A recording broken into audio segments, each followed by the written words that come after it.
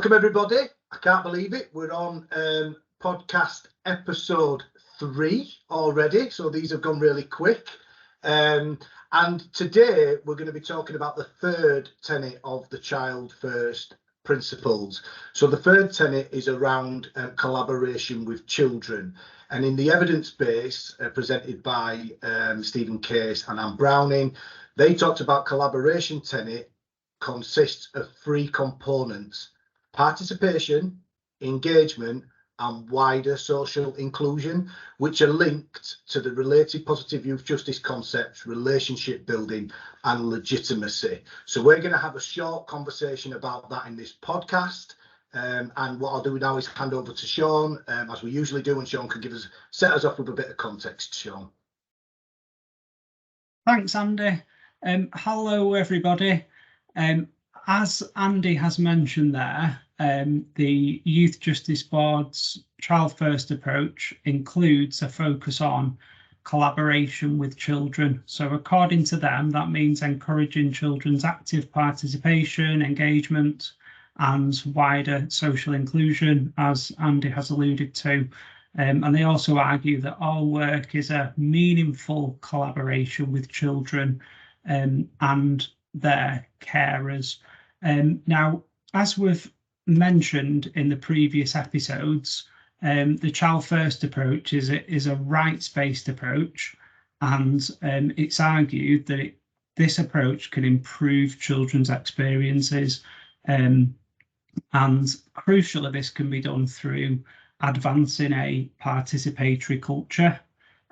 I believe that helps to instill the view amongst professionals and others that children's perspectives are of value and that they have a degree of influence. What we're going to be talking about today is we're going to be putting forward our perspectives and opinions on the concept of participation or collaboration, looking at some of the difficulties, some of the challenges facilitating collaborative practices, and then also putting forward some potential solutions, like, for example, what we alluded to in the last episode about experiential types of peer support and mentorship as well. Now, the Child First approach has been described as a positive departure from forms of deficit-based actuarial risk prediction practices. So those types of practices, risk-based approaches, have arguably been delegitimised, if you like. With regard to participation, with regard to collaboration, it's important to state that there are a number of methods or approaches or practices or wheels of participation. On the one hand, there's an argument that to participate is to have a say, is to have some form of involvement in an approach. Now, clearly there are some particular difficulties, some particular challenges, and children and young people might still feel that they don't have a voice, that they don't have a say, and they might not always be aware of that as well. They might not always be aware that actually they do have or should have a say and should be able to influence what happens to them. Of course, there are difficulties when it comes to aspects that might be considered to be non-negotiable. There's certain types of or elements of practice that we might consider as non-negotiable, and it's led by the practitioner. However, there should always be scope or room for young people, children, to influence that particular practice or particular responses to how they're being treated. So understanding that participation is a contested concept in that arguably it means different things to different people. Obviously, I've stated there that it means having a say, having some sort of involvement. I'm interested in what yourselves think as well about that in terms of what that word means to you. So we're just going to open it up there to just pass it over to Kierra in terms of your perspectives on participation or collaboration, these different concepts, and what it means to you. Thanks, Sean. So for me, and I think that, we've spoke about this a little bit throughout each episode, for me, the only way to work with young people is to build a relationship with them. And through building a relationship with them, that's how you can kind of encourage them and support them to get involved in participation and have their say. Because quite often young people say, what's the point? No one's going to listen, or I've said this, but nobody does anything, or they actually just don't trust or want to involve themselves with services because they've never had reasons to have trust in them, or they might have trusted someone and then it's been broken down and they find it really difficult. So for me, participation is including young people in everything. So they should be included in everything about them, because if they're not included in what's about them, then other people are making decisions for them. But they should also be included in who's employed in services, policies. Now we know that not everybody wants to be involved in reading policies and stuff like that because it's not interesting to everyone, but there's lots of young people that really want to be included in that stuff, and they're not invited in to co-produce it. They're given something to review, and that isn't fair participation, and it's not equal. So a big part of my role is supporting young people, even into meetings about them, into court, and supporting them to have their say in court, because the magistrate will always ask a young person their view. In the youth court here they do, but quite often young people haven't wanted to say it, or they've been really frustrated with what they've heard and they haven't been able to express what they want to talk about. So doing the work with young people to support them to be able to say what they want to say is a bit of a process, but that's fair participation and co-production, because we need to go at their pace to enable them to participate. So I guess that's kind of my view on participation and including young people. There's a lot more to it, but that's like my part of it. I'm just going to hand over now to Devon to see what your views on it are. Thank you. Them two answers were very, very interesting. So very, very much like Kierra mentioned. So for me, participation is all about co-production and making sure that the young people you work with have a voice, and not only just to have a voice and be listened to, but to have that voice implemented in everything that goes on around them. So at the moment in my role, I have the absolute pleasure of facilitating a group called the Chance Group, and they've had lots and lots of opportunities to kind of share their voice on services like social care, the youth justice service, the police, and now they're being able to use that voice to not only implementing sort of policies, but they're also creating training now. So they're going to be using first-hand voluntary-led young people to train professionals in and around Rotherham. So yeah, that's what participation sort of means to me, getting a group of young people who might be involved in a service for a statutory reason, but allowing them to volunteer and kind of provide opportunities that they may not have ever dreamed of. What about you, Andy? I'm quite curious to see what your take on participation is, because I know you've been doing it for a fair few more years than I have. Thanks, Devon. That was a really insightful insight, and I think I've been involved in the Chance Group down in Rotherham as well, so I've seen the fantastic work that you guys are doing down there. I suppose I've been in practice for 15 years. The last 5 years, as I became the child looked after specialist as a result of the findings of the disproportionality of children looked after in care leavers in the criminal justice system, I got the title of specialist. I would say, if you work in the criminal justice system, avoid getting the title of specialist, because it means you've got to know everything about everything and get put under pressure, which obviously I don't, because I'm not even social work trained.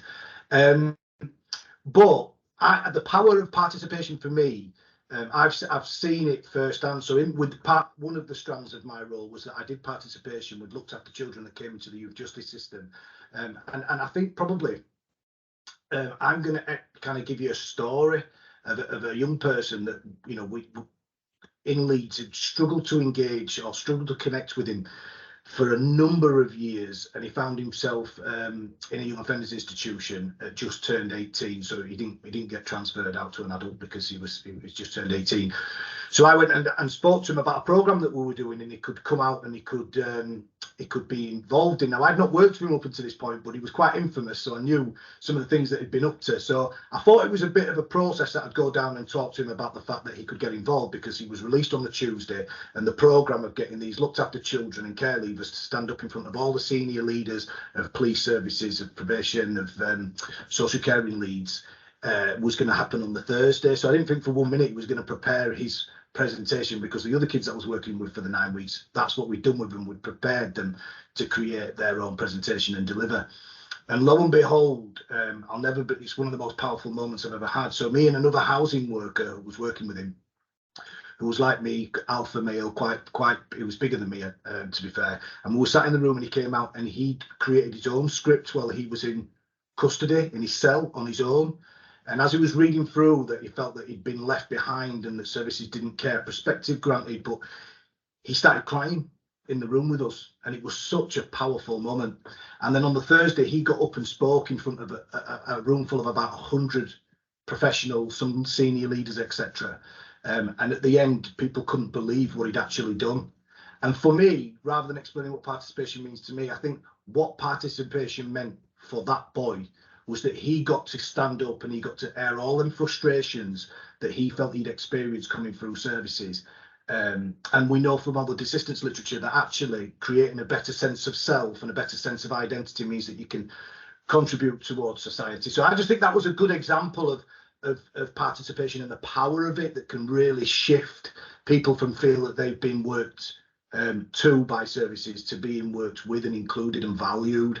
And that can happen at prevention, and obviously, as that example shows, it can happen for the most prolific or high risk kids, if that's the way they're termed.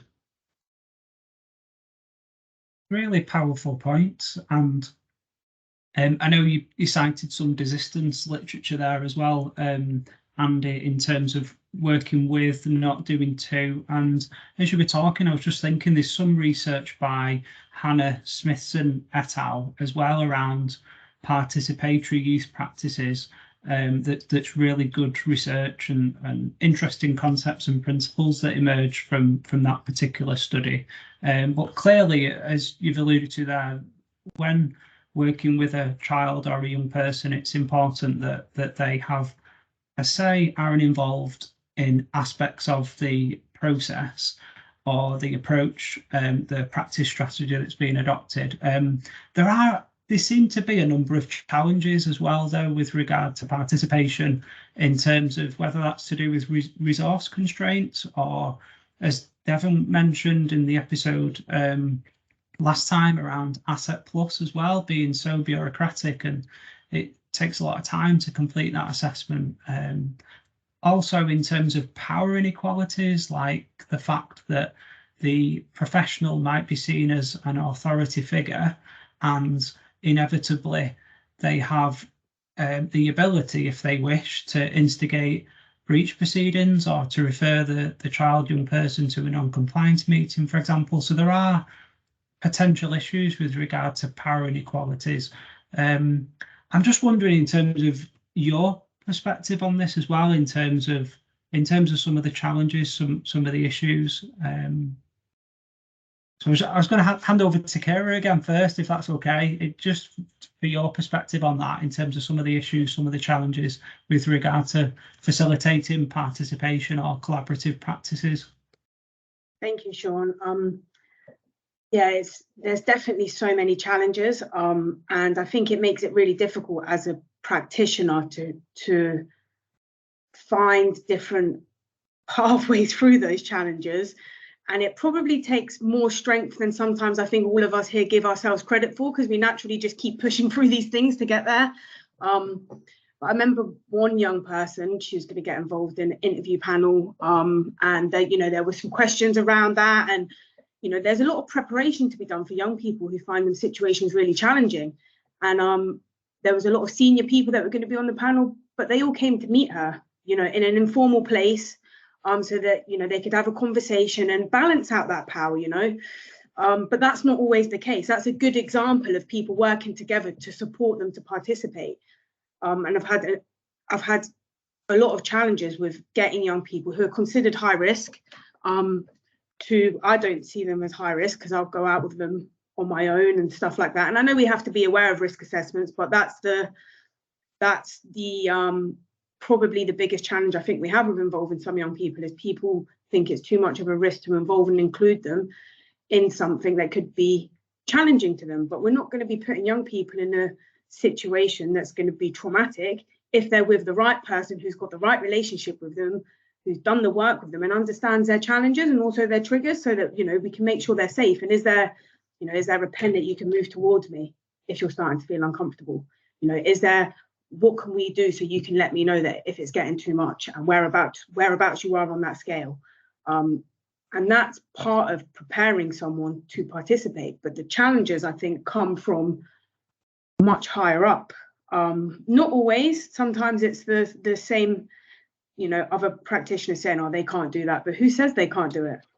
Because I'm not saying they can't do it. I'm saying that we can prepare them to do it. So I think the biggest challenges that I've faced is people thinking that young people aren't capable of presenting themselves in the way that they would like them to be presented, which I think that they should, with the right support, they can be themselves. We're allowing them to be themselves. And there's another, I'm going off on a bit of a tangent here, but I'm going to use an example for when Andi was over doing the connecting training. There was a young person who participated in that, and they had only been out of prison for 3 months. And after the first time they stood up and spoke in front of a room full of people, you know, he had tears in his eyes and said, if it wasn't for this, I never would have had the opportunity to say all of that stuff. And after practitioners from different fields, because the multi-agency room came over to him, and they couldn't believe some of the stuff that he had just said, because they'd known him for such a long time. And it was so powerful. It was such a powerful experience for him and also for the practitioners in the room. That's why we need participation, and we need to start breaking down some of these barriers and challenges. Be really interested to hear how you manage these challenges and what you think about them as well, Devon. Thank you. That was very, very interesting. And thank you for them stories. Yeah, very much like you guys. I think that there's sort of challenges coming from different angles, really. I think there's 100%, like you said, there's challenges coming from above. You know, sometimes workers, like we mentioned on the last episode, 10 days to build a relationship and trying to empower a young person onto maybe a participation group, as well as trying to get that Asset Plus done. That must be hard, you know what I mean? That must be hard. But then you've also got the other challenge of, like, if a young person's maybe been let down once, twice, 3, 4, some people 10 times, trying to get them to participate in a group, no matter how good you are as a worker, I think, you know, once somebody's been let down that many times, it's quite hard to get them back, really, isn't it? And for me, I think it's just about making sure that when I work with young people, they meet Dev just before they meet Dev Apprentice Youth Support Worker. And I think for me personally, like you said, Kierra, working in a relationship way and being relationship focused, I think that's one way of sort of empowering young people, along with sort of the lived experience stuff. But I know we're going to touch on that later on. I'd be interested to see what you think, Andi, because again, you've been doing this a lot longer than me. Do you just want to keep reminding me that I've got no hair and I'm a lot older than you, Devon? Is that where you're going here? You're not building my confidence. Sorry, bro. I'm joking. Yeah, I mean, sometimes I think, like, I was in a really privileged position to be in Leeds, which is a child-friendly city, and, you know, not going to lie, of course, I was operating in a youth justice service, so there were some constraints and challenges and bureaucracy and risk deficit-led approaches that were a challenge, and I felt all the stuff that you guys talk about. But I suppose, you know, we were, to some degree, we were forward thinking, because I was working with the Care Leaders Association from 2013 doing voice and influence stuff. So that's why when the opportunity became available to do the child looked after specialist stuff, it naturally fell upon me, because I was already doing that. We were already providing voice for the most marginalised, vulnerable children in our service. But for me, one of the issues is around power, actually, and I wrote a book connected with young people in trouble. And one of the things that I found, having come through the experience of youth justice and youth incarceration, is that the word engagement itself sometimes can be problematic, because it comes from a position of authority. And actually, what I argued in my book is that we should switch the word engagement to connecting. And if we did that, it means that the practitioner, the professional, the adult has got some responsibility in that relationship building process, because all relationships are reciprocal. So there is a power imbalance as a result of the child committing offences. And we see that because actually the UNCRC Article 12, which was to provide children with voice as a rights-based approach, that was adopted in wider children's services, and we're only recently starting to talk about it in kind of youth justice settings, which just demonstrates how marginalised this particular group of young people have been over the last couple of decades. But there is significant process. But for me, the asset plus, and I know I've probably mentioned it a couple of times, but it is a bugbear of mine, is it's too bureaucratic and too big, and so it doesn't give practitioners the freedom and autonomy to work with sometimes, like myself, really difficult children to work with for a whole host of different reasons. So I think professionals need to have more autonomy to do participation well. That would be my biggest challenge. Yeah, in terms of Asset Plus, there seems to be much less emphasis in the assessment with regard to children, young people's ability to be able to provide a self-assessment and to feed into the process. It still seems to be quite practitioner-led, practitioner-focused Asset Plus, and that can, of course, be such a huge barrier to facilitating participation and collaborative practices. And I like the points as well about making sure that children's rights are front and centre of the work that's being done, and emphasising as much as possible that children have participatory rights. I think that's something that needs to be focused on quite a bit more. And Devon alluded to it before, we're also going to look and just spend a bit of time talking about the power of lived experience, but also experiential types of support and mentorship. This arguably feeds into the collaboration principle, this focus on lived experience and seeing children, young people, as Kierra alluded to there, as capable co-producers. That's something that myself and Samantha Burns have talked about quite a bit, and we've also we also produced a chapter for Steve and Neil's Child First book as well around this, around peer mentoring and peer support types of activities. That's one potential solution approach to try and address some of these issues, particularly around power inequalities. But I know that you've been involved in this work as well, Andi, so I was just going to ask if you wanted to say something about this in terms of mentoring, mentorship, peer support, and that type of practice. In terms of, do you think it could help to address some of the issues that we've highlighted if we adopt those approaches? Yes, so my position, I mean, I've just wrote something that you're involved in as well, Sean, is that if we look at the work around peer mentoring, so Dr. Jill Buck has done lots and lots of work, and Lenkins, Etel and Nixon have done lots of work around understanding peer mentoring and the benefits of it. So Jill Buck talks about the fact that actually what you see when you have a peer mentor-mentee relationship is that the mentee can take on mimicking behaviours of the mentor if they're an experiential peer, for example. Now, I'd argue quite strongly that when I went down to see that boy in that young offenders institution that I was then case managing, and told him that I'd been in custody and I'd been through the care system and I could see the harms that he's seen, I would argue that that was a strong motivator for when he came out as to why he'd wrote that, because he felt that I was going to go on that journey with him as well. So I think there needs to be a stronger emphasis, and actually I'm going to hand over to Kierra and Devon now to answer this question as well. But there is no coincidence, I don't think, that but all three of us have become professionals in the youth justice, or in and around the youth justice system, and all of us have naturally, organically gone towards participatory and collaborative practices in youth justice. That's not coincidence. That's because there's a certain there's a certain insight that you get from having those experiences that will give you legitimacy, which is again one of the key concepts from Case and Haynes' work in 2015, in terms of legitimising the service. And you know, if you are able to say, we're going to do this together because of the experiences that we've had, that the power of the word we is quite powerful.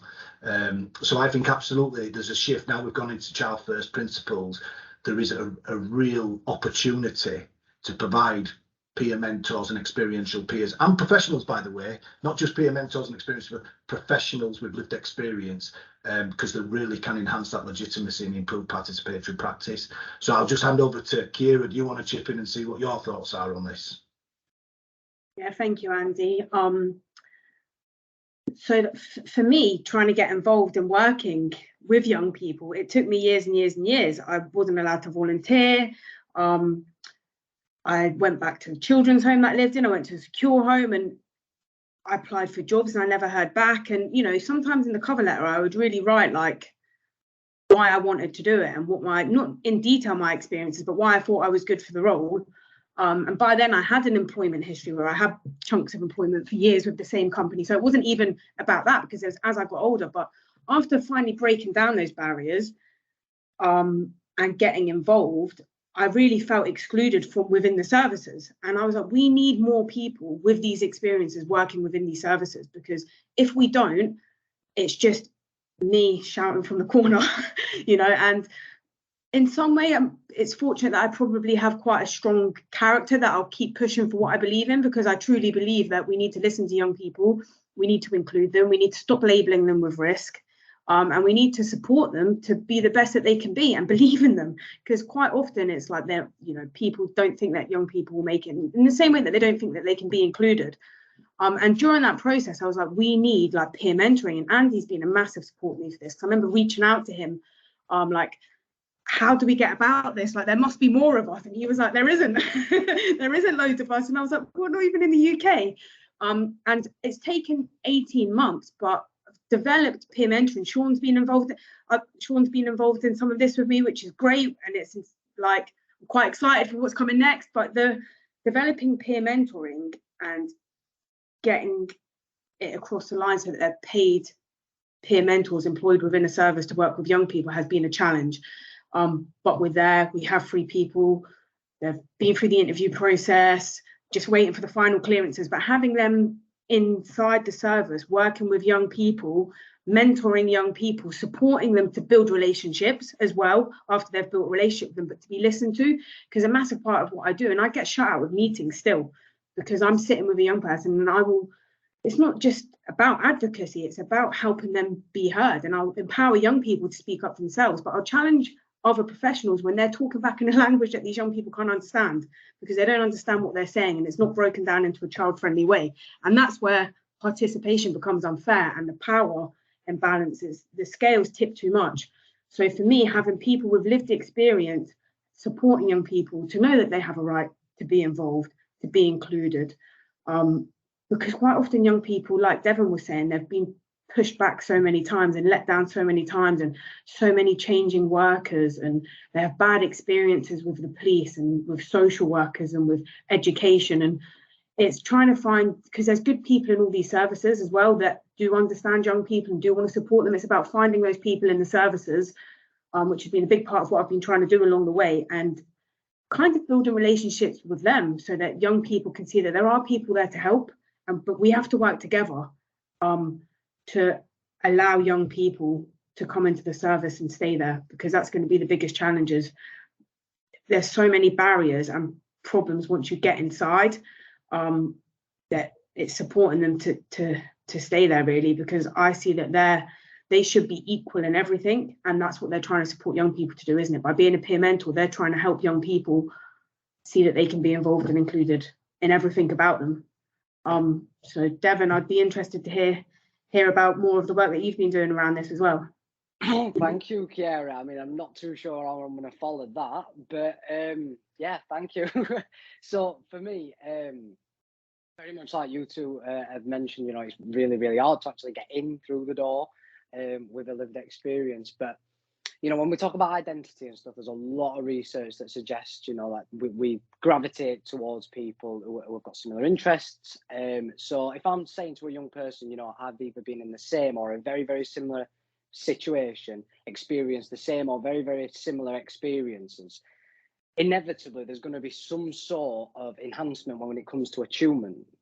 So, and I'm not saying that you need lived experience to engage young people, but what I am saying is that exactly what Andy said, surely the lived experience side of things helps with the legitimacy.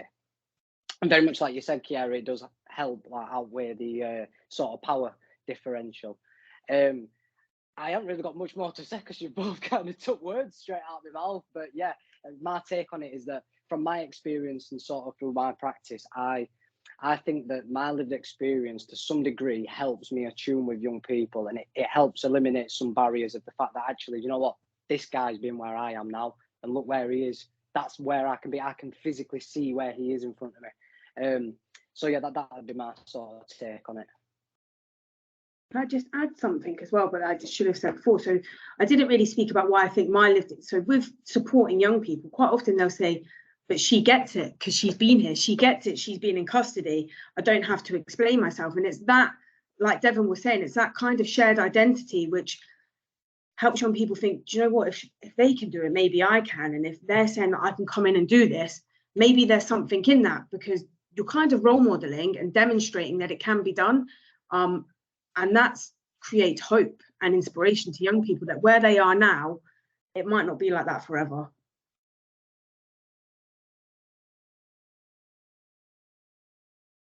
Thank you all for your contributions there with regard to peer mentoring and the importance of lived experience. I was just going to ask before we finish, before Dev briefly explains what's happening in the final episode, does anybody want to maybe suggest something for those practitioners who are listening, who are thinking, actually, I'm really interested and passionate about developing some sort of peer mentoring project, and they might be thinking, where do we start? Each of you have more experience than me with setting up a peer mentoring project, so I'm not sure if anyone wanted to give any advice for any practitioners listening.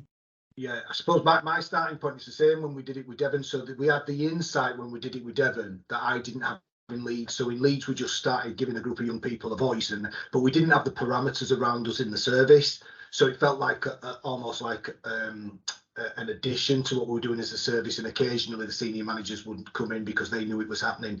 But what you need to do for good participation work, even before you start approaching young people, and as I think Kierra was highlighting, get the parameters set in your service. Make sure everybody in that service know what's about to happen and their role in it, because they refer children into the participation groups. So I think if you set your foundations with your service, set your culture, get your culture right, so that participation is just what we do around here before you go near the children. I think if I could go back 5 years and start all over again, that's what I would do, because I think that's the best way to go about starting and setting the parameters for work, for participation work. Great, thanks, Andy. So in terms of the next episode, the final episode of series 1, we're looking at diversion. That's right, isn't it, Dev? We're looking at diversion and pathways to positive outcomes. I'll hand over to Dev if you want to add anything to that. Yeah, no, that bang on, Sean. Yeah. So diversion and solutions and sort of pathways into it. Yeah, 100%. So thank you everybody for listening, for those who've stuck with us for all 3 episodes, and we look forward to seeing you in episode 4. Bye.